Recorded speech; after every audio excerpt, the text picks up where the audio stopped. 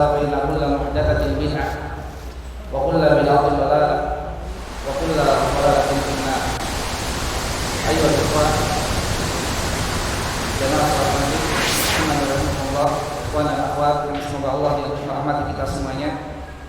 Alhamdulillah kita kembali bersyukur kepada Allah Subhanahu wa taala pada kesempatan sore atau malam hari ini.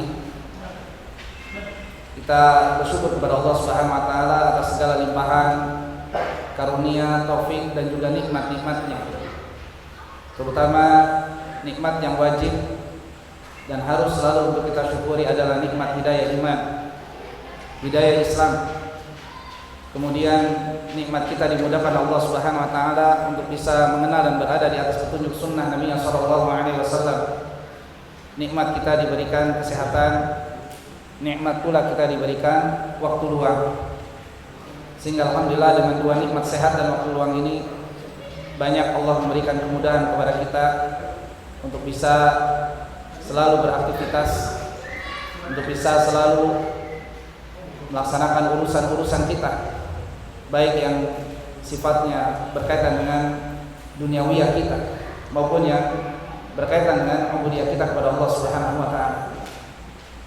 Kita juga bersyukur kepada Allah Subhanahu wa taala atas nikmat Allah Subhanahu wa taala masih memberikan penjagaan kepada kita semuanya. Allah masih memberikan penjagaan dan inayahnya, pertolongannya kepada kita semuanya. Terbukti kita masih dijauhkan dari berbagai macam bencana dan malapetaka. Ayo ikhwah, oleh karenanya sekali lagi hendaklah kita terus untuk selalu bersyukur kepada Allah Subhanahu wa taala. Ayo ikhwah, insyaallah pada kesempatan malam hari ini kita akan mulai kajian kita dari kitab Tauhid, dan insyaallah kajian kitab Tauhid ini akan kita ulang dari awal, karena dulu sempat kita adakan dan pakemnya pada Allah. Makanya insyaallah nanti kita akan mulai dari awal. Nah, ayo ikhwah, sebelum kita akan mulai kajian dari kitab Tauhid ini, kembali anak ingatkan, alhamdulillah ya, kita dimudahkan Allah Subhanahu wa taala untuk bisa kembali berkumpul di majelis ilmu. Wallahi ya ikhwah, ini adalah merupakan majelis yang terbaik, sebaik-baiknya majelis, bahkan majelis yang disukai oleh para malaikat. Bahkan Nabi SAW menyebutkan sendiri tentang keutamaan majelis ini. Sebagaimana Nabi SAW mengatakan, majelis ilmu ini adalah merupakan riyadul jannah, yaitu taman-taman surga. Nabi SAW bersabda, "Idza marartum bi riyadil jannah," apabila engkau melewati taman-taman surga, farta'u, maka hendaklah kau datangi taman-taman surga tersebut. Qalu, para sahabat bertanya, "Ya Rasulullah, wa ma riyadul jannah?" Apa yang dimaksud dengan taman-taman surga? Ya. Apa yang dimaksud dengan taman-taman surga tersebut? Maka Nabi SAW beliau mengatakan, riyadul jannah ay maksudnya hilaqul dzikr, yaitu majelis ilmu.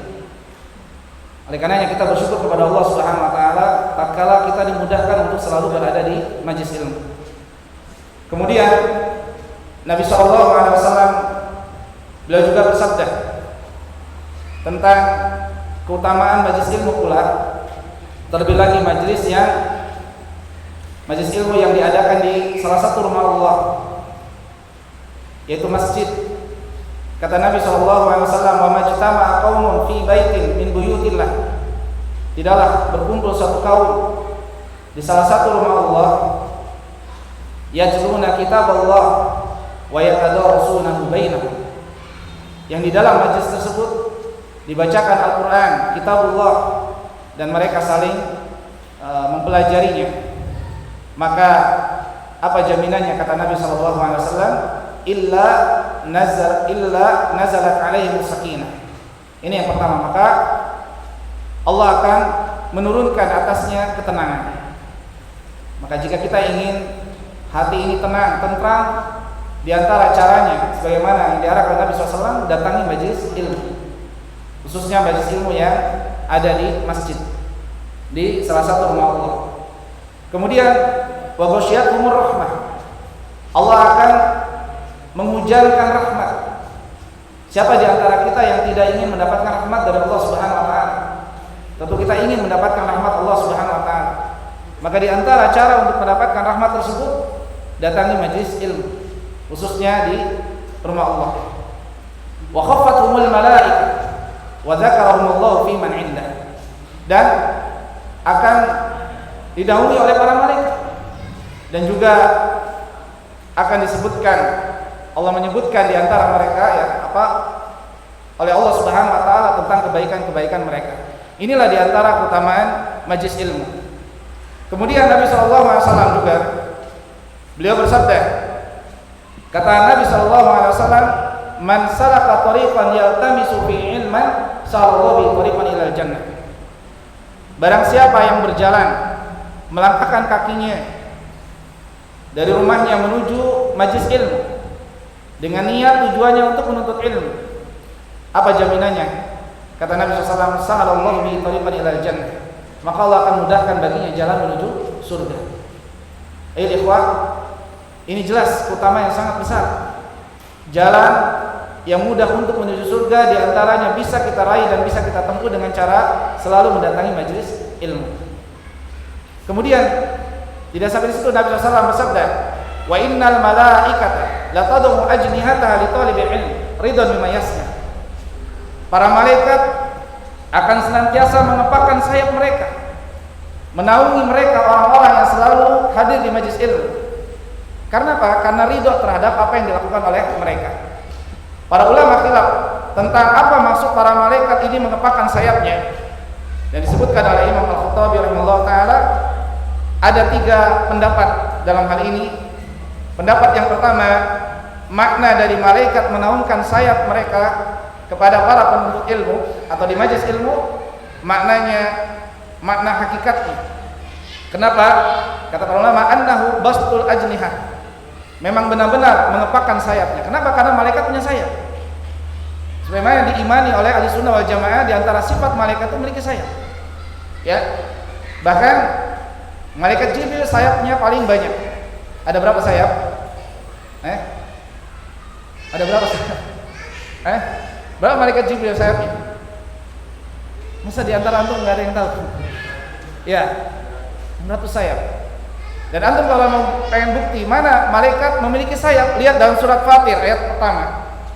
Allah katakan, alhamdulillahilladzi fatiris samawati wal ard ja'ilil malaika rusulan uli ajnihatin mathna wa thulatha wa ruba'. Ya, segala puji bagi Allah yang telah menciptakan langit dan bumi, yang telah menjadikan para malaikat sebagai rusulan, yaitu utusannya. Ya, yang mereka memiliki sayap, ya. Ada yang memiliki 2, 3, dan 4 dan seterusnya. Dan tadi, ya, keutamaan dari malaikat Jibril memiliki banyak sayap. Ini makna yang pertama. Makna yang kedua adalah annahu bimakna at-tawadhu li talibil ilm.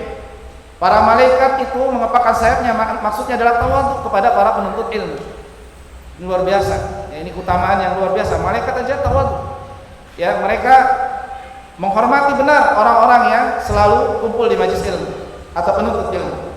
Kemudian makna yang ketiga adalah annal murada bihi an-nuzul inda majalisil ilm. Yakni maknanya adalah, yang dimaksud adalah mereka para malaikat turun ikut nimbrung di dalam majelis ilmu, duduk bersama kita. Ya, hanya saja kita tidak menyadarinya karena memang malaikat ini adalah makhluk gaib. Akan tapi yakinlah dengan apa yang dikabarkan Nabi SAW tentang apa yang telah Nabi sebutkan dalam sabdanya ini. Kemudian ayat ikhwan, dan termasuk keutamaan orang-orang yang menuntut ilmu, Nabi SAW menyebutkan dalam hadis yang termasuk diriwayatkan oleh Imam Al-Hakim. Nabi SAW mengatakan, man humani la yasba'an. Man humani la yasba'an.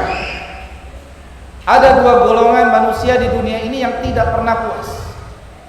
Ya, Nabi membagi kelompok manusia di muka bumi ini ada 2 golongan yang sama-sama keduanya itu tidak akan pernah puas. Ya, Siapa mereka? Maka Nabi SAW menyebutkan yang pertama, manhumun fil ilmi la yushba'u minhu. Golongan pertama adalah yang tidak pernah puas adalah para penuntut ilmu. Dari sini kita bisa introspeksi diri, ya. Bisa menjadikan bahan renungan bagi kita. Apakah kita benar-benar penuntut ilmu yang sejati?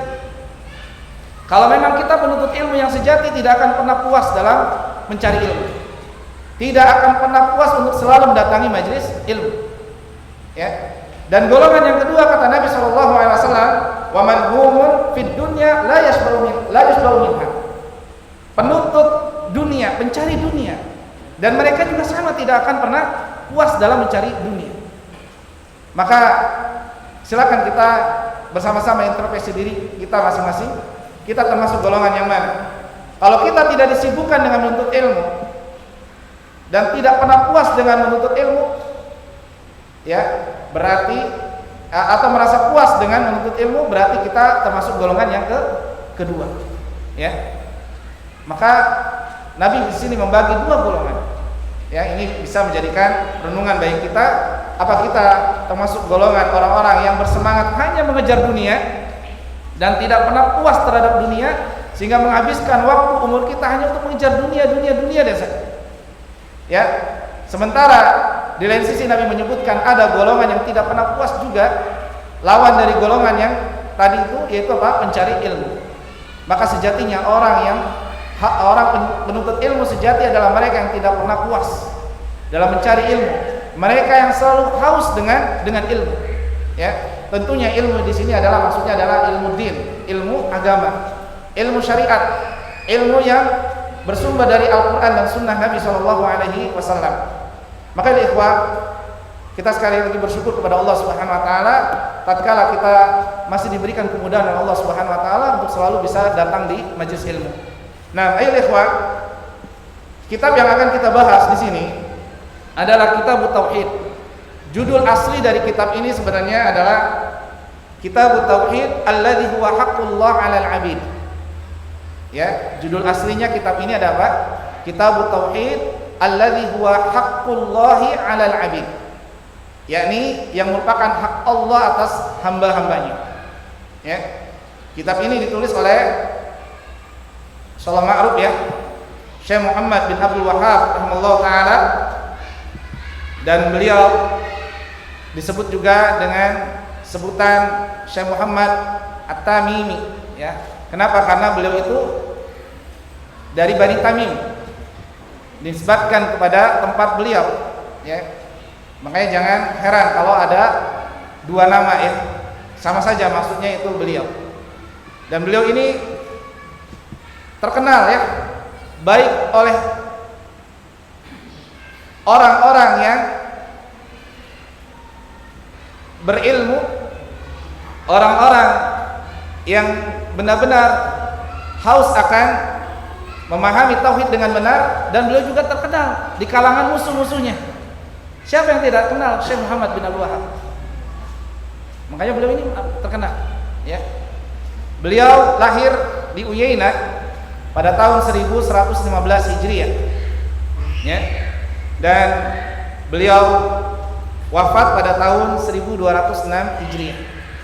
Anda rasa insyaallah tidak perlu untuk dibahas secara rinci, ya, tentang biografi beliau, karena Anda yakin kita semua sudah pernah dengar, ya. Karena beliau ini luar biasa. Tadi bukan di kalangan ahli sunnah wal jamaah saja mengenal beliau, bahkan musuh-musuh beliau juga sangat mengenal sekali tentang beliau ini, ya. Bahkan mulai dari sekarang kitab-kitab beliau itu dijadikan apa? Salah satu yang dianggap oleh orang-orang, ya, khususnya badan intelijen, ya. Kitab-kitab ini mengandung apa? Radikalisme, ya. Masya Allah, ya. Padahal Masya Allah, kitab beliau ini, ya, sebagaimana kitab yang akan kita kaji ini, mengandung banyak sekali apa? Faedah yang sangat besar. Justru yang paling rinci dalam membahas masalah tauhid. Kitab yang paling rinci membahas tentang tauhid ini kitab beliau, ya. Nah, ayo ikhwah, kita lanjutkan. Kitab ini berisi 67 bab, ya. Kitab ini berisi 67 bab, ya. Dalam kitab ini ada 67 bab pembahasan. Dari ke-67 bab tersebut, ya, inti dari pembahasannya adalah 3 hal. Apa yang pertama? Tentang hakikat tauhid. Apa itu tauhid? Mulai dari pengertiannya, maknanya, ya, keutamaannya, ya, dan apa faedah ketika kita mentauhidkan Allah Subhanahu. Intinya yaitu yang pertama tadi tentang hakikat tauhid. Yang kedua, yakni tentang hakikat syirik. Membahas tentang hakikat apa itu syirik, yang merupakan lawan dari apa? Tauhid. Dan seorang tidak akan bisa memahami tauhid dengan benar kalau dia tidak memahami lawannya, itu apa? Syirik. Ya. Oleh karenanya, ya, Hudzaifah bin Yaman beliau pernah mengatakan, kana nas yas'aluna 'anil khair. Dulu manusia itu bertanya kepada Nabi SAW tentang apa? Kebaikan-kebaikan. Apa amalan yang paling afdol? Apa amalan yang bisa memudahkan untuk masuk surga? Tapi beliau lain. Yang beliau tanyakan kepada Nabi SAW, anisyar, tentang apa? Keburukan. Apa tujuannya? Makhafatu aidrikani, agar tujuannya agar beliau tidak terjatuh pada keburukan tersebut. Ya, maka seorang tatkala ingin memahami tauhid dengan benar, dia harus tahu tentang lawannya, itu syirik. Sehingga ketika dia memahami lawannya itu tentang syirik, dia akan berusaha meninggalkan apa? Kesyirikan tersebut. Ya. Kalau kita gambarkan kita gambarkan misalnya ketika kita melewati suatu jalan yang kita baru lewat jalan tersebut dan kita tidak tahu bahwa jalan tersebut ada lubang. Bisa mungkin kita terjatuh nggak? Bisa mungkin. Beda ketika kita tahu, ya, paham tentang jalan tersebut ada lubang, ada usaha kita untuk bisa menghindar. Ya, maka inilah, ya, pembahasan utama dalam kitab ini, selain membahas hakikat tentang tauhid dan membahas juga tentang hakikat apa itu syirik. Ya, apa bahayanya syirik, tentang makna syirik, bahayanya syirik, dan seterusnya. Kemudian yang ketiga adalah yaitu membahas tentang syirkul asghar atau dosa-dosa yang mengurangi kesempurnaan tauhid. Membahas tentang dosa-dosa yang mengurangi kesempurnaan tauhid, seperti riya, ya, atau berdusta atas bersumpah atas selain nama Allah. Ini juga bisa bisa mengurangi kesempurnaan tauhid. Karena nanti syirik itu ada 2 macam, ya. Ada syirkul akbar, ada syirkul asghar. Kalau syirkul akbar ini yang sama sekali bisa mengeluarkan seorang dari Islam. Adapun syirik kecil tidak sampai seorang itu jatuh kepada keluar dari agama Islam, hanya saja mengurangi kesempurnaan tauhid. Kemudian, ikhwan, kita akan bahasnya tentang apa makna dari Kitabut Tauhid, ya. Karena judulnya, ya, Kitabut Tauhid. Saya di kitab antum juga judulnya Kitabut Tauhid. Kita akan bahas dari mulai definisi kitab. Apa itu kitab? Kitab lughatan, makna kitab secara bahasa, ya, yakni masdar, diambil dari kata apa? Kataba yaktubu kitaban, ya. Masdar dari fiil kataba. Kalau antum udah belajar bahasa Arab pasti maruf, ya. Maknanya apa? Yakni bimakna jamaah, mengumpulkan, ya, mengumpulkan. Adapun kitab secara istilah adalah majumi'a fil qirtasin li hifdhihi, yakni mengumpulkan, ya, di dalam kertas, tujuannya untuk dihafal, untuk dijaga, untuk dihafal, ya. Oleh karenanya menjaga ilmu itu para ulama menyebutkan 2 cara. Yang pertama adalah hifdzus sadrin, mengumpulkan dengan cara dihafal, ya. Ini yang disebut dengan al-ilmu fis sudur, ilmu di dalam dada. Ya. Cara kedua menjaga ilmu adalah hifdzu kitabin. Menjaga dengan cara apa? Tulisan. Ya, dengan cara tulisan. Paham ya? Oleh karenanya Al-Imam Ibnu Abdul Bar rahimahullah taala menyebutkan di antara adab dalam menuntut ilmu, ini sedikit kita akan ingatkan, adab dalam menuntut ilmu yang harus kita perhatikan yang pertama adalah ikhlas. Ya. Ini nasihat buat anak, buat antum, ya kita sama-sama luruskan niat kita ikhlas karena Allah. Karena percuma kalau kita tidak ikhlas. Ya, bahkan ancamannya besar bagi orang yang menuntut ilmu bukan ikhlas karena Allah. Apa kata Nabi? Lam yajid arfal jannah yaumal qiyamah. Seorang menuntut ilmu tapi tujuannya bukan karena Allah, padahal menuntut ilmu adalah ibadah, maka dia tidak akan pernah mencium wangi surga. Kita luruskan niat, ini ikhlas. Yang kedua adalah al-istima'. Apa? Berusaha mendengarkan ilmu dengan baik. Kita berusaha untuk mendengarkan ilmu dengan baik, apalagi di majelis ilmu, ya. Kemudian al-insaf, apa? Diam, ya, tidak ribut. Bahkan kalau kita lihat bagaimana para sahabat itu ketika mendengarkan nasihat atau petua dari Nabi SAW, seolah-olah di atas kepala mereka itu ada apa? Ada burung. Saking tenang, benar-benar konsen mendengarkan apa yang disampaikan oleh Nabi SAW. Begitulah sejatinya penuntut ilmu. Itulah adab yang ditunjukkan saat penuntut ilmu. Selain dia ikhlas mendengarkan dengan baik ilmu yang disampaikan, maka dia berusaha apa? Al-insaf, diam. Insya Allah nanti ada waktunya dia untuk apa? Bertanya, bahkan ditanya. Ya. Kemudian yang selanjutnya adab dalam menuntut ilmu adalah al-fahmu, berusaha apa? Memahami ilmu, berusaha memahami ilmu. Justru ini yang paling penting. Bukankah Nabi mengatakan man yuridillahu khaira yufaqihu fid din. Barang siapa yang dikehendaki kebaikan Allah Subhanahu wa taala, dia akan dimudahkan untuk memahami, dia memahami ilmu agama. Ya, berarti orang yang tidak paham ilmu agama yang tidak dikehendaki kebaikan. Banyak, ya. Bertahun-tahun dia belajar enggak paham-paham. Bisa jadi, ya. Tanyakan apa ini, harus khawatir orang yang seperti ini. Ya. Bisa jadi dia tidak berusaha untuk memahami ilmu dengan benar. Bisa jadi kurang ikhlas, bisa jadi tadi kurang apa? Berusaha mendengarkan dan tenang dalam menuntut ilmu. Kemudian diantaranya adalah al-hifdzu, apa? Menghafal. Ya, al-hifdzu, menghafal. Makanya tadi cara menjaga ilmu itu apa? Ya ini apa? Hifdzus sadrin. Ya, menjaga dengan apa? Dengan hafalan. Makanya para ulama itu luar biasa, dari kecil menghafal Al-Quran, ya, menghafal hadis, ya. Kemudian yang keenam adalah al-kitabah, mencatat. Nah, ini namanya hifdzul kitabin, menjaga ilmu dengan apa? Tulisan. Ya. Dan seorang penuntut ilmu itu mencatat. Ya. Mencatat. Makanya butuh bulghah. Bekal dalam menuntut ilmu diantaranya adalah kitab, pena, pokoknya wasilah apa saja untuk mendapatkan ilmu, diantaranya tulisan. Dan Nabi yang memerintahkan kita untuk mencatat ilmu. Qaidul ilma bil kitabah, ikat ilmu itu dengan apa? Tulisan. Tujuannya apa? Ketika kita tadi hifdzus sadrin, lupa, Allah takdirkan lupa, kita bisa mengingat kembali dengan apa?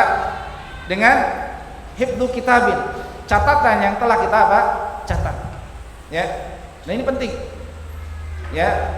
Dan orang yang tidak pernah mencatat ilmu bisa jadi, ya, ada dua kemungkinan. Dia memang kuat hafalannya, ya, seperti Imam Bukhari. Ya, bisa jadi apa? Nah, ini dia tidak ada usaha untuk benar-benar dalam menuntut ilmu. Ya. Kemudian selanjutnya al-amal, berusaha untuk mengamalkan. Kemudian sabar, ya. Harus sabar dalam menuntut ilmu itu. Lelah, capek, ya. Dan kita pahami ilmu ini adalah kemuliaan yang paling mulia, ya. Ibadah yang paling utama, bahkan ilmu ini nilainya lebih mahal daripada harta. Kalaulah pencari mutiara aja berani untuk apa? Masuk ke dalam dasar lautan yang dalam, ya. Karena ingin mencari sesuatu yang berharga. Itu apa? Mutiara. Orang yang ingin mencari madu berusaha, terkadang dia tersengat, ya, Maka wajarlah jika ilmu ini yang paling utama, paling mulia, mencarinya pun butuh apa? Pengorbanan, butuh perjuangan, butuh kesabaran, ya. Kemudian an-nasru yaitu menyebarkan ilmu, ya. Nah, ala kulli yang jelas di antaranya adalah apa? Al-kitabah. Maka definisi tadi kitab itu apa? Ya ini menjaga apa? Mengumpulkan ya di dalam kertas-kertas ya untuk dihafal. Ya alhamdulillah ya. Terbukti ya. Kita dimudahkan dengan adanya kitab. Dan antum ketika mempelajari atau mencatat ilmu ini enggak terlalu susah payah karena udah ada kitabnya. Ya tinggal menambahkan catatan-catatan faedah-faedah yang bisa untuk kita tambahkan. Ya, karena terkadang faedah itu tidak ada dalam kitab, ya. Maka butuh untuk kita catat, ya.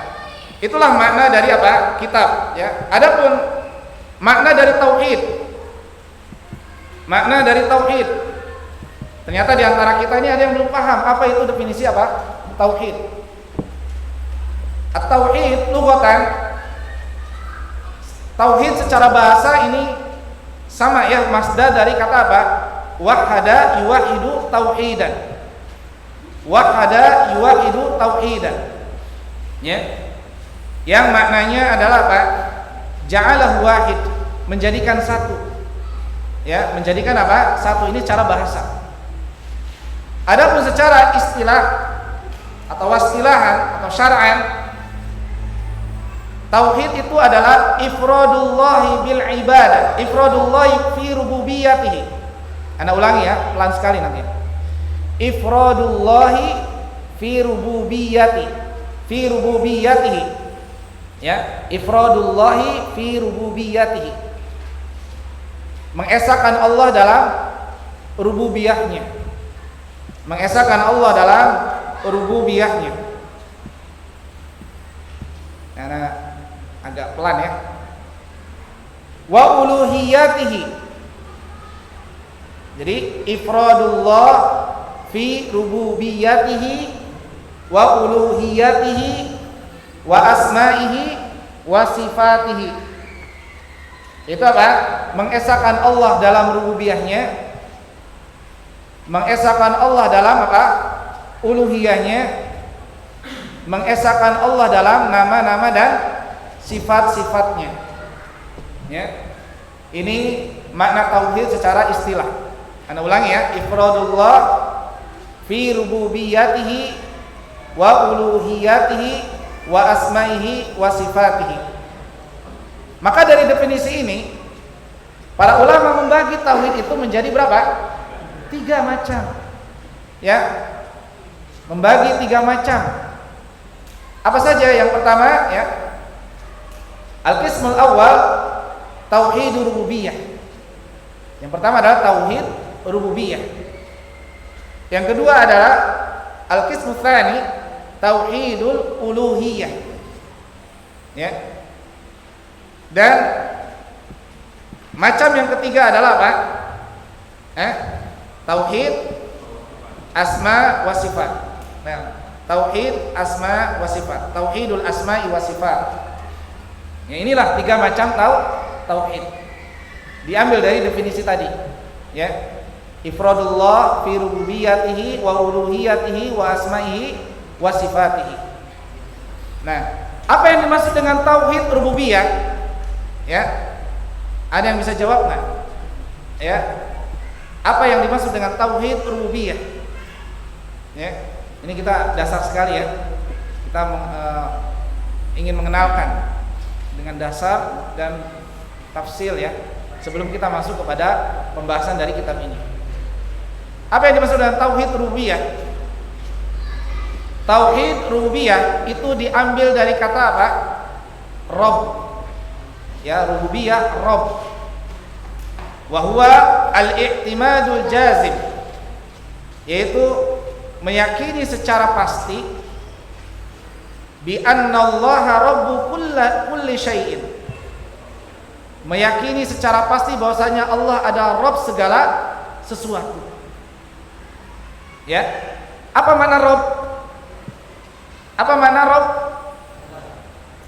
Al-Khaliq. Apa?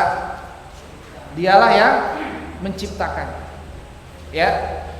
Ar-Razzaq apa? Dialah yang memberi rizki. Ya. Kemudian Al-Malik apa? Dialah yang maha menguasai. Raja di raja di dunia dan juga di akhirat. Bahkan raja seluruh alam semesta. Kemudian Al-Mudabbir yang maha mengurus, yang maha mengatur li umuri khalqihi jami'an, terhadap seluruh urusan makhluknya. Ya, ini makna tauhid rububiyah. Intinya, sebagian ulama memudahkan memberikan definisi dari tauhid rububiyah ini adalah ifradullah bi af'alillah, mengesahkan Allah terhadap perbuatan-perbuatan Allah. Apa perbuatan Allah tadi? Apa? Khaliq apa? Al-Khaliq apa? Menciptakan. Tidak ada yang mampu selain Allah, maka kita esahkan hanya Allah yang mampu untuk bisa menciptakan seluruh alam semesta ini, termasuk diri kita. Yang menciptakan adalah Allah. Terus dalam memberi rizki tidak ada yang mampu yang bisa memberikan rizki, bahkan seluruh rizki yang ada di muka bumi ini, di seluruh alam semesta ini yang Allah berikan kepada makhluk, ini berasal dari siapa? Allah. Dalam menghidupkan tidak ada yang mampu kecuali apa? Allah. Dalam mematikan tidak ada yang mampu kecuali Allah. Dalam mengatur seluruh urusan alam semesta ini tidak ada yang mampu kecuali siapa? Allah. Maka kita esahkan hanya Allah yang mampu untuk terhadap tadi menciptakan, beri rizki, mengatur, menghidupkan, matikan. Tidak ada satu makhluk pun yang mampu untuk bisa melakukannya. Makanya kita ifradullah bi af'alillah, mengesahkan Allah terhadap perbuatan-perbuatan Allah. Ini namanya tauhid apa? Rububiyah. Ya. Dan kita sering membaca ayat Al-Qur'an minimal 17 kali dalam sholat kita, ya. Sering kita sebut-sebut apa? Alhamdulillahi Rabbil alamin. Alhamdulillahi Rabbil alamin. Segala puji ya hanya milik Allah. Siapa Allah? Rabb seluruh alam semesta ini. Apa makna Rabb tadi? Al-Khaliq, Al-Malik, Al-Mudabbir. Ya. Yang menciptakan, ya, yang menguasai alam semesta ini, termasuk memberikan rezeki, menghidupkan, matikan, dan Al-Mudabbir yang maha apa? Mengatur. Ya. Yang maha mengatur. Ini adalah tauhid rububiyah. Maka ini yang dimaksud dengan tauhid apa? Rububiyah. Bisa dipahami ya? Di tauhid rububiyah ini berasal dari kata Rabb. Ya. Maka tauhid yang kedua adalah namanya apa? Tauhidul uluhiyah. Apa itu tauhidul uluhiyah? Tauhidul uluhiyah artinya adalah huwa ikhlasul ibadati lillah wahdahu la syarika. Mengikhlaskan ibadah hanya untuk Allah dan tidak menyekutukannya dalam beribadah kepadanya. Jadi mengikhlaskan ibadah hanya untuk Allah dan tidak menyekutukannya dengan yang lainnya atau dalam beribadah kepadanya. Atau disebut pula para ulama menyebutnya ifradullah bi af'alil ibad. Mengesahkan Allah dengan perbuatan hamba. Apa perbuatan hambanya? Mengikhlaskan ibadah, menunjukkan ibadah, seluruh ibadahnya hanya untuk Allah. Dan para ulama juga menyebutnya wa yusamma tauhidul ibadah. Namanya apa? Tauhid ibadah. Kenapa tauhid uluhiyah ini? Ya, mengikhlaskan ibadah hanya untuk Allah atau mengesahkan Allah dengan perbuatan hamba, karena ini diambil dari kata al-ilah. Ilah, ya, al-ilah. Ya. Sebagai konsekuensi dari tauhid apa? Rububiyah. Siapa yang berhak untuk dijadikan ilah? Tuhan. Otomatis yang punya sifat rububiyah. Yang menciptakan, yang memberikan rizki, yang mengatur, menghidupkan, matikan. Kalau kita meyakini tentang tauhid rububiyah Allah, Allah yang menciptakan, Allah yang memberikan rizki, Allah yang mengatur, maka otomatis yang berhak kita ibadahi dengan benar siapa? Allah. Kita tujukan seluruh ibadah-ibadah kita hanya untuk Allah. Ya. Maka ini konsekuensi dari tauhid rububiyah. Oleh karenanya, antum lihat dalam surat Al-Baqarah ayat 21 sampai 22, ya, Al-Baqarah ayat 21 sampai 22, dan dua ayat ini merupakan ayat 21-nya ini perintah pertama dalam Al-Quran. Untuk catat, perintah pertama kali dalam Al-Quran surat Al-Baqarah ayat 21. Ayat dua-duanya larangan pertama kali dalam Al-Quran. Untuk catat ya, perintah pertama kali dalam Al-Quran yaitu Al-Baqarah ayat berapa? 21 ya. Dan tadi perintah pertama ya, dan larangan yang pertama dalam Al-Quran surat apa? Al-Baqarah tadi ayat keberapanya? Dua-duanya, ayat 22. Apa sih perintah pertama kali dalam Al-Quran? Ya ayuhan nas u'budu rabbakumul ladzi khalaqakum wal ladzina min qablikum la'allakum tattaqun. Hai manusia, sembahlah Allah. Ini perintah pertama kali. Apa perintahnya? Tahu? Tauhid. Perintah pertama kali tauhid dalam Al-Quran. Hai manusia, sembahlah Allah. Kenapa Allah harus disembah? Allah sebutkan hujannya. Ya, Rabb apa alladzi apa? Khalaqakum. Karena apa? Karena Allah yang telah menciptakan kalian. Walladzina min qablikum, dan juga yang menciptakan orang-orang sebelum kalian. La'allakum tattaqun, agar kalian bertakwa. Allah sebutkan hujahnya. Alasannya kenapa Allah berhak untuk disembah? Karena Allah yang menciptakan kita. Ini tauhid apa tadi? Rububiyah. Lalu Allah lanjutkan, Alladzi ja'ala lakumul arda firasya. Allah yang telah menjadikan bumi ini sebagai hamparan. Ya. Sehingga lihat, kita berjalan luas di muka bumi ini, enggak ada ujungnya. Kita bisa berjalan di muka bumi ini. Ya. Was-samaa'a bina, Allah jadikan langit sebagai apa? Atap dari bumi ini. Tanpa tiang, tapi tegak kokoh, ya. Luar biasa. Kuat. Kalau bangunan buatan manusia tanpa tiang bisa ambruk, dan itu mustahil, nggak mungkin. Ya. Dan kemudian wa anzala minas fa akhraja bihi, ya. Kemudian apa? Wa anzala minas samaa'i ma'an. Allah turunkan dari langit apa? Air. Maksudnya air apa? Hujan. Fa akhraja bihi minas samarati rizqan lakum. Dengan sebab turunnya air hujan tersebut, sehingga air hujan tersebut membasahi bumi yang tadinya kering, ya. Maka apa? Subur, maka tumbuhlah tumbuh-tumbuhan rizqan lakum yang Allah jadikan sebagai apa? Rizki untuk kalian. Berarti siapa yang memberikan rizki? Allah Subhanahu wa taala. Maka apa? Di akhir ayat ini, ayat 22-nya, dan ini larangan yang pertama ya dalam Al-Qur'an, fala taj'alu lillahi andada. Jangan kau jadikan Allah itu apa? Sekutu-sekutu untuknya dalam beribadah kepadanya. Wa antum ta'lamun, jika kamu benar-benar apa? Mengetahui. Paham ya? Ini jelas ya. Dalil bahwasanya apa? Kenapa Allah disembah? Karena Allah yang memiliki sifat apa? Rububiyah. Maka tauhid uluhiyah merupakan konsekuensi dari tauhid rububiyah. Oleh karenanya, Al-Imam Ibnu Katsir rahimahullah taala, beliau tatkala mengomentari ayat tadi, ya. Al-Baqarah ayat 21 sampai 22, beliau mengatakan apa? Al-khaliqu li hadhil asya wal mustahiqu lil ibadah. Al-khaliq, ya. Dalam ayat ini menunjukkan berarti dialah yang berhak untuk diibadahi, berhak untuk disembah. Berarti yang tidak punya sifat rububiyah, apapun dia, siapapun dia, tidak bisa menciptakan, tidak bisa memberikan rizki, tidak bisa mengatur alam semesta ini, maka tidak berhak untuk disembah, tidak berhak untuk disembah. Ya, tidak berhak untuk disembah. Oleh karenanya tauhid uluhiyah ini mengandung makna la ilaha illallah. Mengandung apa? Makna la ilaha illallah. Apa? Yang rukunnya dua. Apa? An-nafyu, menafikan seluruh ilah-ilah. Ya, dari kata apa? La ilaha, tidak ada ilah yang berhak disembah. Ya. Kemudian rukun yang keduanya apa? Al-itsbat, yaitu menetapkan hanya Allah lah satu-satunya ilah yang berhak disembah. Ya. Kenapa?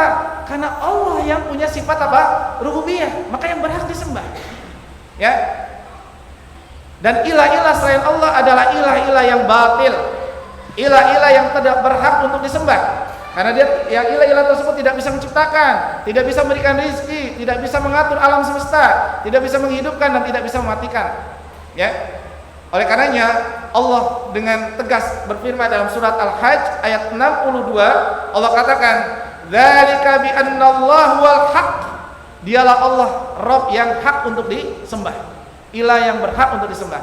Wa anna ma yad'una min duni huwal batil. Adapun ilah-ilah selain Allah, dialah mereka ilah-ilah yang tidak apa? Ilah-ilah yang batil, tidak berhak disembah. Karena tidak punya sifat apa? Apa tadi? Rububiyah. Ya. Cobalah ya dipahami dalam masalah ini. Kenapa kita mendatangi kuburan, minta kepada kuburan? Kuburan tidak bisa memberikan apa manfaat, tidak bisa madarat. Yang bisa memberikan manfaat madarat adalah siapa? Allah Subhanahu wa taala. Kenapa kita minta kepada kuburan? Atau lihat agama-agama di luar Islam, mereka minta kepada patung. Patung bisa apa? Ya, lemah. Dan itu sudah dibuktikan ketika zaman Nabi Ibrahim.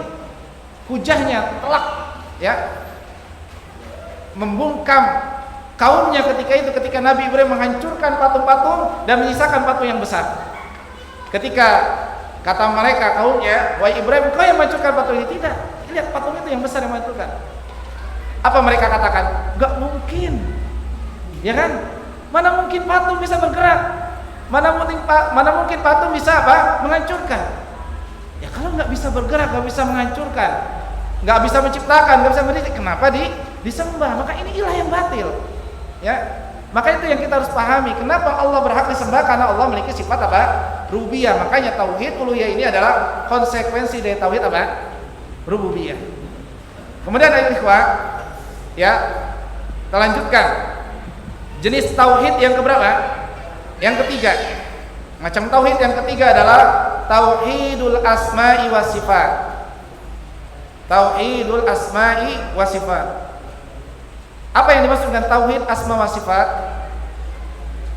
Wa huwa itsbatu ma atsbatahu Allah ta'ala li nafsi. Menetapkan apa yang telah Allah tetapkan untuk dirinya. Kita menetapkan apa yang telah apa?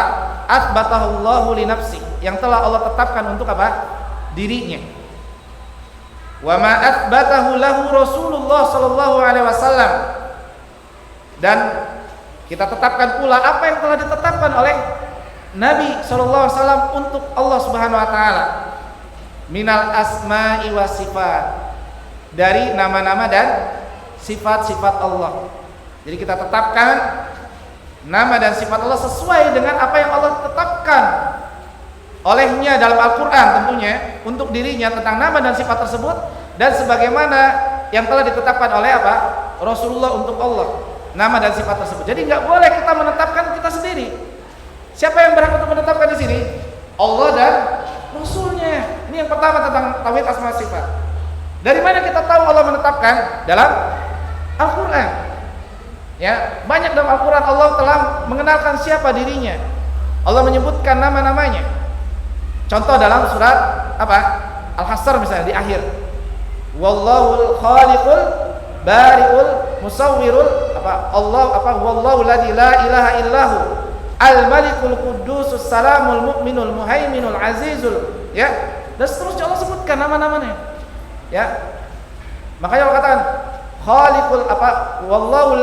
Wallahul khaliqul, terus asmaul husna. Allah tetapkan tentunya. Nah, kewajiban kita menetapkan apa yang telah Allah tetapkan dalam Al-Quran. Begitu juga nama dan sifat yang telah ditetapkan oleh siapa? Rasulullah untuk Allah Subhanahu wa taala. Maka enggak boleh kita menetapkan. Ya. Yang berhak menetapkan ini Allah dan Rasulnya. Dari mana kita tahu Rasulullah menetapkan? Dari hadis. Ya. Jadi ini yang dimaksud dengan tauhid asma wa sifat. Ya, tentunya nama dan sifat tersebut ala wajhil ladzi yaliqu bi jalalihi wa 'azimatihi, yaitu sesuai dengan keagungan Allah. Nama dan sifat itu yang tidak ada kekurangan, tidak ada kecacatan sedikit pun tentang nama dan sifat Allah. Sesuai dengan zat Allah yang Maha Agung, maka nama dan sifatnya juga apa? Maha Agung, Maha Mulia. Ya. Kalau mau disempurnakan lagi sebentar ya. Kalau mau antum sempurnakan lagi definisi tauhid asma sifat adalah ada tambahannya, yaitu yakni bila taktil, tanpa kita apa? Menolak. Nggak boleh kita menolak nama dan sifat Allah. Bagaimana kita menolak sementara Allah telah menetapkan dan Rasulnya? Maka ada golongan Mu'attilah yang menolak nama-nama dan sifat Allah, khususnya sifat Allah. Kemudian wala tahrif, apa tahrif? Ai takwil, tidak mentakwil nama dan sifat Allah. Oh, maksudnya tangan Allah tuh ini. Oh, maksudnya wajah Allah tuh ini. Karena nggak ada ilmu kita ke arah sana. Kita hanya meyakini dan menetapkan apa yang telah Allah tetapkan dan Rasulullah tetapkan. Karena nggak ada penjelasan apa yang dimaksud dengan, kecuali memang ada apa? Keterangannya oleh Allah dan Rasulnya. Kemudian wala tamthil, apa? Tidak menyerupakan sifat Allah dengan apa? Makhluknya. Karena Allah nggak bakal sama dengan makhluknya. Laisa kamitslihi syai'un wa huwa samiul basir. Maka Allah katakan wa lam yakul lahu kufuwan ahad. Allah nggak bakal sama dengan makhluknya. Ya. Allah punya sifat melihat, makhluk punya sifat juga melihat. Tapi beda penglihatan kita dengan penglihatan Allah. Kita terbatas. Ya. Kemudian yang terakhir adalah apa? Wala apa? Yakni wala takyif. Tidak boleh menanyakan bagaimana wajah Allah, bagaimana apa sifat-sifat Allah, enggak boleh. Ya. Inilah yang berkaitan dengan tauhid apa? Asma wa sifat. Untuk dalilnya antum catat dalam surat Al-A'raf ayat 180. Walillahil asmaul husna fad'uhu biha. Allah katakan ya dalam surat Al-A'raf ayat 180. Afwan ya, kita azan dulu ya. Barakallahu. Pakai ini.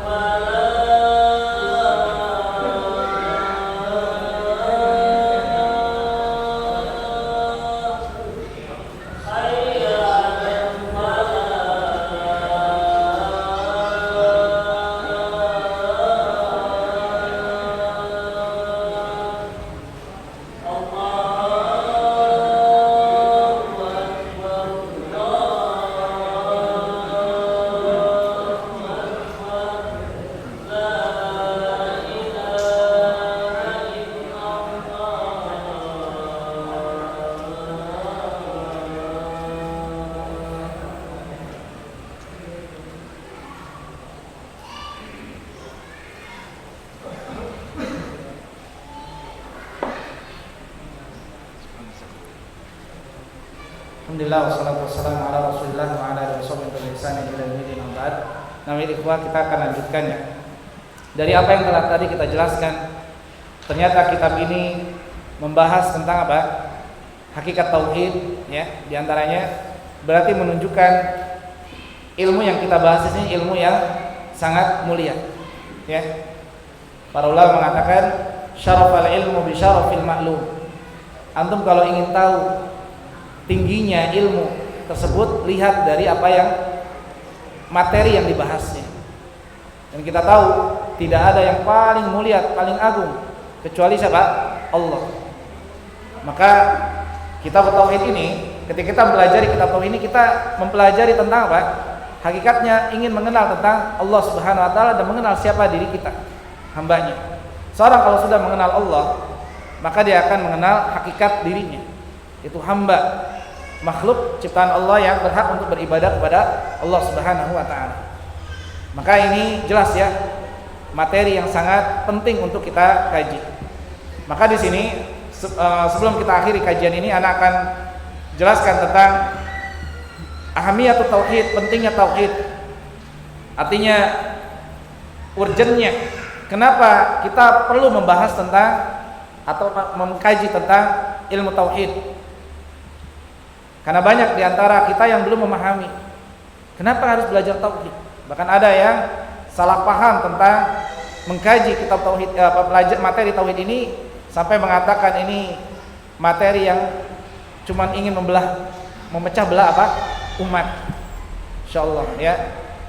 Kita akan jelaskan ya, akan terjawab dari penjelasan para ulama tentang ahamiyatut tauhid, pentingnya atau urgennya kita untuk mengkaji kitab tauhid. Yang pertama adalah at-tauhid aslun minad din.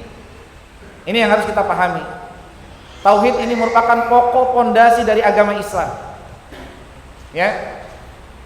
Jadi kalau antum ingin tahu pondasi yang paling utama, pokok pondasinya dari pondasi agama Islam, maka tauhid. Terbukti Nabi SAW bersabda, "Bunyal Islam ala khamsin." Agama Islam itu dibangun di atas 5 perkara, 5 pondasi. Apa yang pertama kali dari 5 pondasi itu yang Nabi sebutkan? Syahadati alla ilaha illallah. Ya.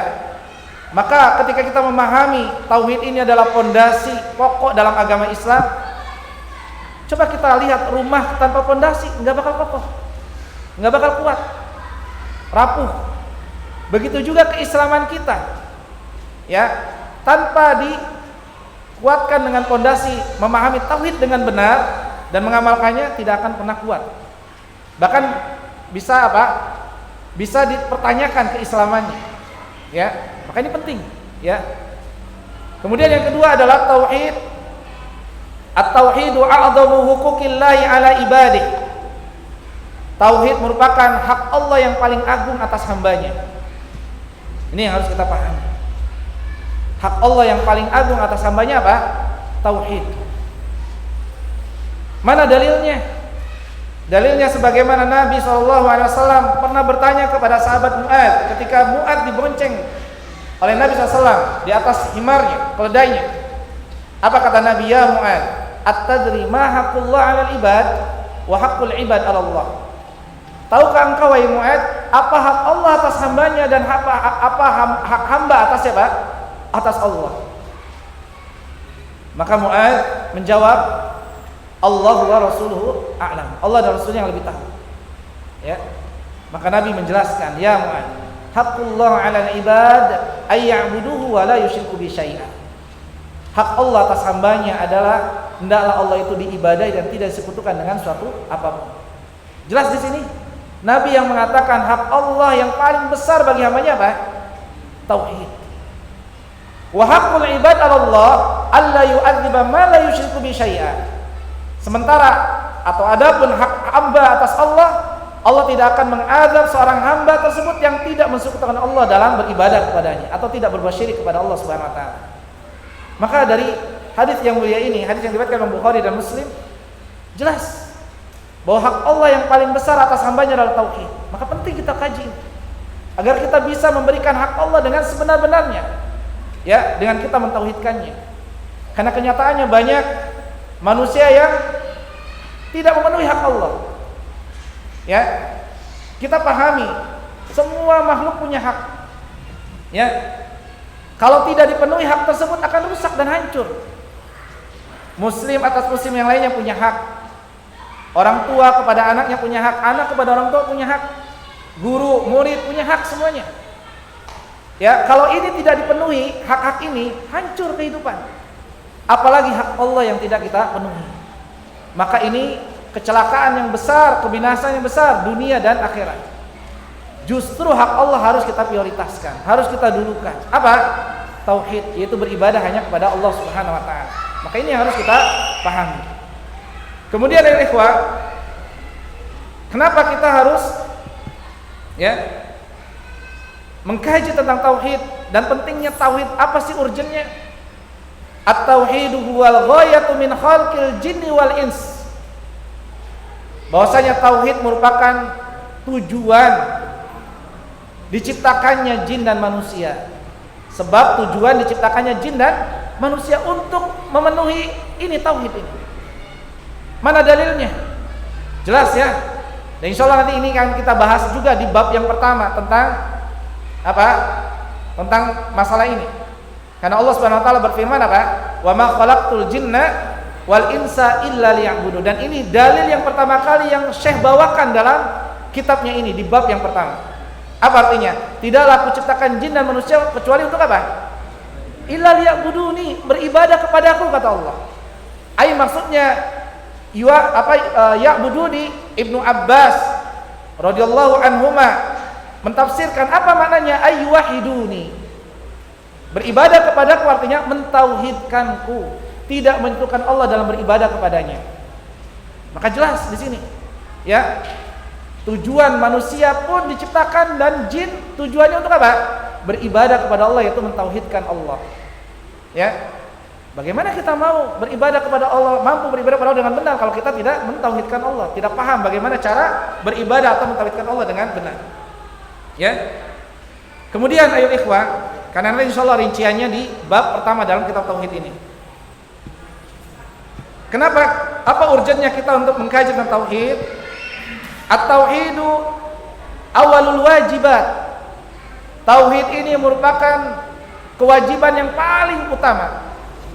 Ai at-tauhidu wa awalu manad'un nas ilai. Pertama kali yang wajib untuk dia apa? Didakwahkan kepada apa? Manusia. Ya. Ini pertama kali untuk didakwahkan pada manusia. Dalilnya mana? Dalilnya ya, Nabi pernah mengirim sahabat Mu'adz ke negeri Yaman. Ya. Maka Nabi SAW mengingatkan kepada Mu'adz, "Ya Mu'adz, innaka ta'ti qauman min ahli kitab." Engkau akan mendatangi ahli kitab. Maka apa kata Nabi? "Falyakun awwal ma tad'uhum ilaihi ayyuhidullah." Maka pertama kali yang kau harus seru kepada mereka, orang-orang Yaman itu apa? Ajak mereka untuk beribadah kepada Allah. Ya, maka ini kewajiban pertama. Ya, maka ini yang harus kita pahami. Kenapa pentingnya kita untuk mengkaji tauhid? Ya. Sementara kita lihat banyak para orang-orang dai yang bukan memulai dakwanya dengan apa? Tauhid. Banyak. Dan ini kekeliruan. Ada yang memulai dakwanya hanya apa? Siasat. Ya apa? Parlemen. Ya. Ada yang dakwahnya mengajak untuk apa? Akhlak yang sifatnya hanya muamalah kepada manusia, bukan akhlak kepada Allah, yaitu tauhid ya. Hanya itu saja. Sementara yang paling utama harus kita ajarkan, tegakkan itu tauhid. Oleh karenanya poin yang keberapa? Ini yang keberapa sih poinnya? Tadi yang ketiga ya. Poin yang keempat ya. Poin yang keempat adalah apa? Yani tauhid huwal ghayatul lati min ajliha arsala rusul. Ini dia. Tauhid merupakan sebab diutusnya para nabi dan rasul. Ya. Ini ada kaitan dengan poin yang tadi yang ketiga. Karena ini yang pertama kali harus kita dakwahkan, kewajiban pertama kali yang harus kita sampaikan, maka tujuan Allah mengutus para nabi rasul untuk apa? Tauhid. Ya. Fa kullu nabiyyin ba'athahu Allah yad'u ila ibadatillahi wahdahu la syarika.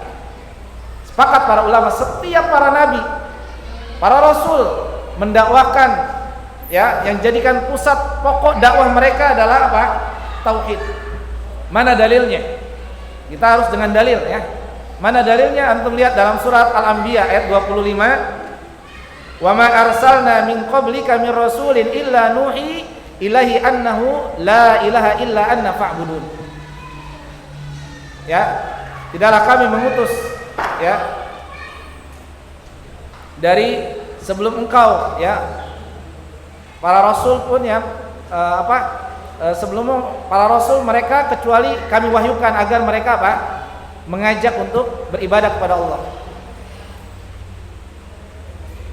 Apa kata Qatadah, ya, ahli tafsir kalangan tabi'in yang belajar langsung dengan para sahabat, ya.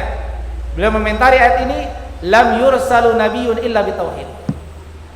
Di sini menunjukkan tidaklah para rasul itu diutus kecuali untuk apa? Mendakwakan tauhid. Ya. Dan dalil yang jelas juga tentang tujuan Allah mengutus para nabi rasul juga untuk menegakkan tauhid, antum lihat dalam surat An-Nahl ayat 36. Ini ma'ruf, ya. Dan ini insyaallah akan dijelaskan di pertemuan akan datang karena ini juga berkaitan dengan bab pertama dari kitab ini. Apa? Walaqad ba'atsna fi kulli ummatin rasula an i'budullah wajtanibut taghut. Kata Allah Subhanahu wa taala, sungguh, ya, kami telah mengutus pada setiap umat seorang rasul. Enggak ada umat yang kosong dari seorang rasul. Semuanya diutus para rasul. Untuk apa? An i'budullah wajtanibut taghut. Agar para rasul tersebut mengajak, ya, umat-umatnya agar beribadah kepada Allah, mentauhidkan Allah dan menjauhkan kesyirikan. Ya. Kemudian poin yang keberapa? Yang keenam. Kelima apa keenam? Bingung nih. Sekarang yang keenam, ya. Enggak keliru, ya. Sekarang poin yang keenam. Apa urgennya kita mengkaji tentang tauhid? Yakni at-tauhid syartun min qabulil a'mal. Tauhid merupakan syarat diterimanya apa? Amal. Kita beramal pengen diterima amalannya oleh Allah agar membuahkan pahala di sisi Allah. Caranya bagaimana? Amalannya harus jelas tujuannya untuk Allah. Apapun amalannya sebesar apapun kalau tidak dasari dengan tauhid dengan benar enggak bakal diterima. Ya. Hatta Nabi kita Muhammad SAW. Ya. Allah ancam Nabi kita oleh Allah Subhanahu wa taala. Allah ancam Nabi kita Muhammad SAW oleh Allah Subhanahu wa taala. Diancam apa? Ya Muhammad, ya. Maksudnya lain asyrakta la yahbatana amaluka. Apa? Lain asyrakta la yahbatana amaluka wa la takunanna minal khasirin. Nabi aja diancam sama Allah. Kalau engkau yang Muhammad berbuat syirik, dihapus seluruh apa? Amalannya, sia-sia. Ya. Dan engkau akan menjadi orang yang rugi. Ini Nabi diancam. Apalagi kita. Maka kita berusaha untuk ikhlas dalam beribadah, tauhidkan Allah dalam beribadah agar amal ibadah kita diterima. Oleh karena para ulama mengatakan apa? Syarat diterimanya ibadah itu apa? Dua, ya. Ikhlas dan apa? Ittiba, sesuai dengan petunjuk Nabi SAW. Dulu ada seorang yang bernama Ibnu Jud'an. Ada yang menyebutnya Ibnu Jud'an. Di masa jahiliyah, Ibnu Jud'an ini terkenal orang yang dermawan, suka memberikan makan, ya, pokoknya dermawan, baik amalannya. Akan tapi beliau ini musyrik, belum mengucapkan la ilaha illallah. Maka Aisyah pernah bertanya tentangnya, ya Rasulullah, Ibnu Jud'an kana fil jahiliyah yasilur rahim wa yut'imul miskin fahadzalika nafi'. Ya Rasulullah, Ibnu Jud'an itu di zaman jahiliyah dia itu orang dermawan, suka menyambung tali silaturahim dengan kerabatnya, suka memberi makan kepada orang fakir miskin, ya. Fadzalika nafi', apakah bermanfaat amalan-amalannya ini? Artinya bisa membuahkan apa? Pahala di sisi Allah. Apa kata Nabi SAW? Ya, Nabi dengan tegas mengatakan apa? La yanfa'uhu, tidak bermanfaat. Innahu lam yakul yauman rabbighfirli khati'ati yaumaddin. Intinya Ibnu Jud'an ini karena belum mengucapkan apa? La ilaha illallah. Dia ini belum pernah berdoa meminta kepada Allah. Ya. Maka ini jelas menunjukkan pentingnya apa? Tauhid sebagai syarat diterimanya apa? Amalan. Bahkan Allah katakan dalam surat Al-Furqan tentang amalan orang-orang musyrik, orang-orang kafir, wa qadimna ila ma 'amilu min amalin faja'alnahu haba'an mantsura. Itu amalannya seperti debu yang berterbangan, enggak ada faedahnya. Ya, itulah ruginya mereka yang belum mentauhidkan Allah. Termasuk kita yang seorang beriman. Kalau kita amalnya nggak ditujukan untuk Allah, dicampurkan amal ibadah kita dengan kesyirikan, nggak bakal diterima. Ya, nggak bakal diterima. Kemudian ya ikhwah, selanjutnya ada 2 poin lagi ya, 3 poin lagi ya, nggak apa-apa ya anak biar ambil faidah. Tauhid ya, min ajlihi in qasaman nas ila mu'min wa kafir. Tauhid ini merupakan apa? Sebab manusia ini terbagi menjadi 2 golongan, mukmin dan apa? Kafir. Ya, paham ya? Paham ya insyaallah ya?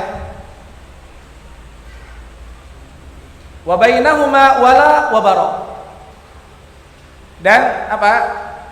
Kita bisa tahu mana yang berhak kita loyalitas, sifat loyalitas kita, dan kita tahu kepada siapa kita harus apa?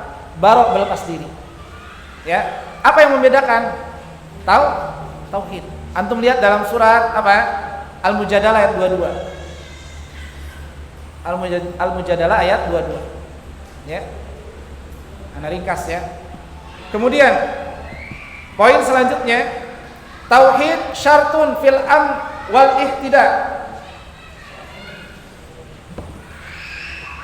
Tauhid merupakan syarat untuk mendapatkan keamanan dan petunjuk dunia dan akhirat. Kalau kita ingin mendapatkan petunjuk dunia dan akhirat, mentauhidkan Allah. Antum lihat dalam surat Al-An'am ayat 82. Alladzina amanu wa lam yalbisu imanahum bidzulmin. Orang-orang yang beriman yang tidak mencampur adukan antara keimanannya dengan kezaliman, ulaika lahumul amnu wa hum muhtadun. Mereka orang-orang yang aman, selamat dunia dan akhirat, dan mereka yang akan orang-orang yang diberikan petunjuk oleh Allah Subhanahu wa taala. Apa kezaliman di sini maksudnya? Syirik. Kezaliman di sini adalah syirik. Berarti orang yang berbuat syirik akan dijauhkan dari apa?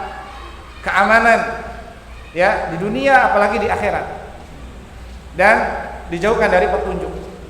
Kemudian poin yang keberapa? Ke-9. Tauhid syartun fi dukhulil jannah wan najati min khuludin finnar. Tauhid merupakan syarat untuk dimasukkannya seorang hamba ke dalam apa? Surga, dan diselamatkan dari neraka. Kalau ini jelas ya, jelas sekali. Dalilnya banyak.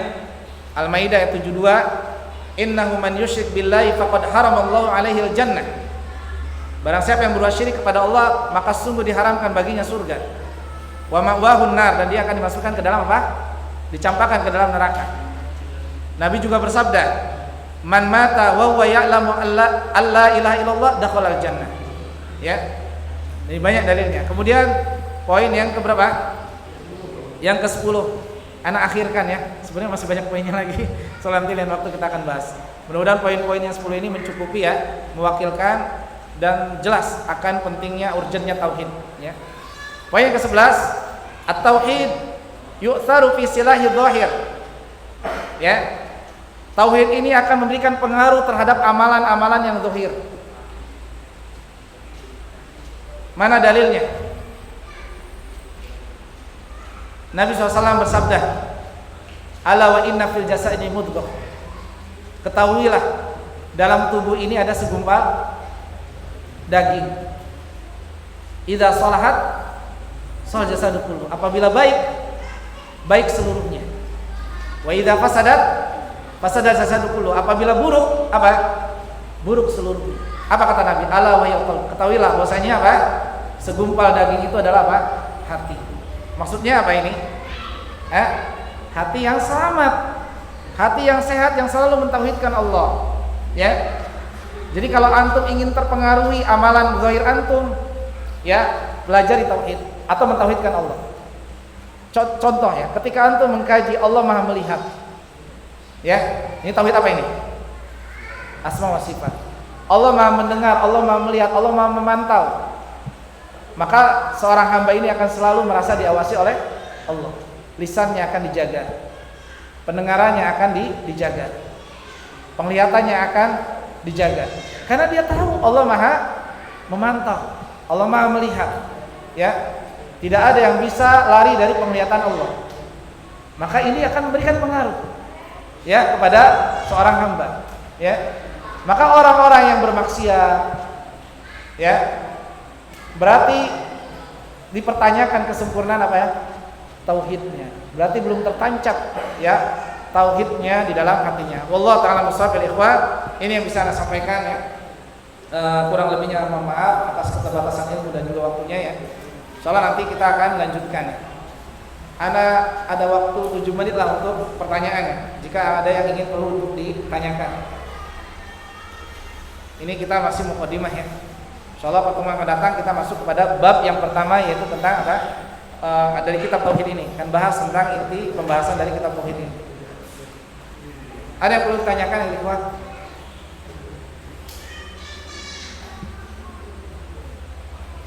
Ini karena udah lama nggak ngaji ya, kayak gimana gitu. Ya, kayak serasa beda di majelis ilmu ini. Ya, hawanya lain. Ya. Ada yang perlu ditanyakan terkait dengan materi pada kesempatan malam hari ini?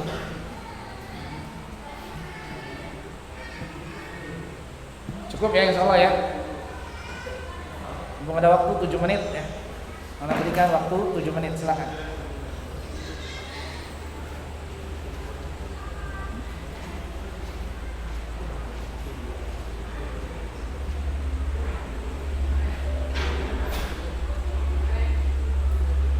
Kalau nggak ada pertanyaan, berarti pengen ditanya. Ana ada amanah nih, ada ikhwan, saya punya obat katanya. Ana nggak tahu obat apa ya, tapi beliau sebutkan ini masya Allah katanya.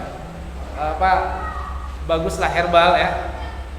Ustaz, tolong yang bisa jawab boleh dapat katanya. Ya, langsung buka catatan. Langsung buka catatannya ya. Ya.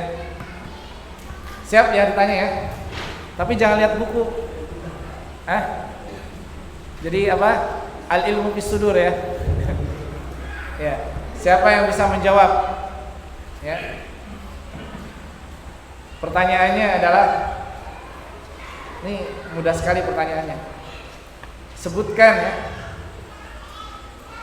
apa yang dimaksud dengan pembagian ada berapa pembagian tauhid, dan jelaskan. Berat ya.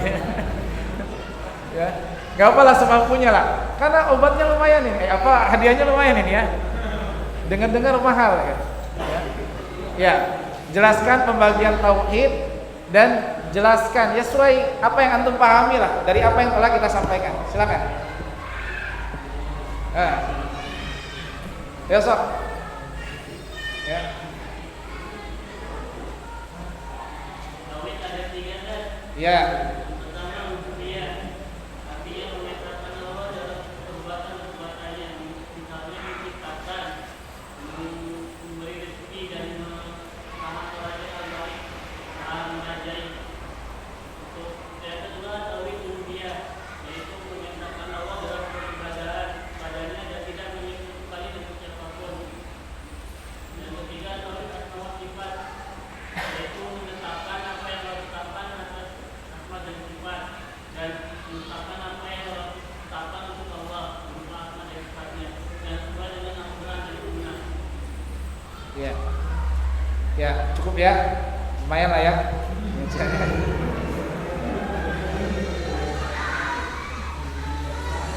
Ini terserah nih mereknya apa nih. Sok-sok maju. Ya. Ya. Kemudian ana minta di sini siapa yang umurnya paling tua dah? Kayaknya butuh obat ini nih. Untuk jaga stamina ya. Sok, siapa yang paling tua, ngerasa paling tua? Antum. Soalnya obat nih hadiahnya. Ya. Afauzan berapa umurnya? 23. Oh. Oh paling muda malah. Kayak Anda lihat nih. Antum berapa Pak umurnya, Pak? Antum? Ya, kamu umur Kamu umroh? 42. 47. Masya Allah. Ada nggak yang bisa ngalahin?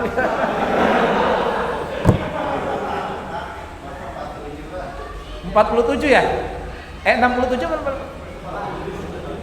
Kayaknya nggak ada ya. Antum berapa umurnya, Pak?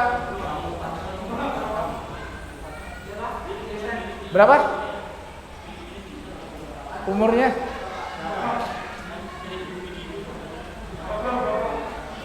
Umurnya berapa?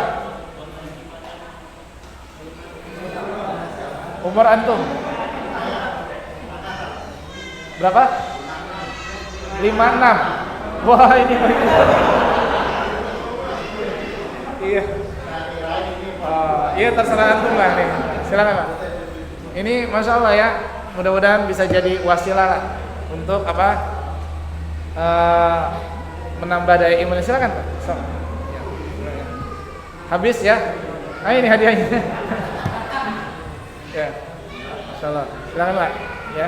Terserah lah antum mau diangkat. Sangka paling tua. Iya. Kirain itu ya Melita. Terima kasih. Iya, iya sama.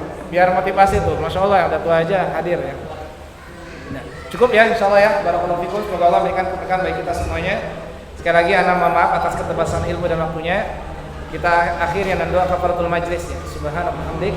Asyhadu an la ilaha illa anta astaghfiruka wa atubu ilaik. Barakallahu fikum. Wassalamualaikum warahmatullahi wabarakatuh.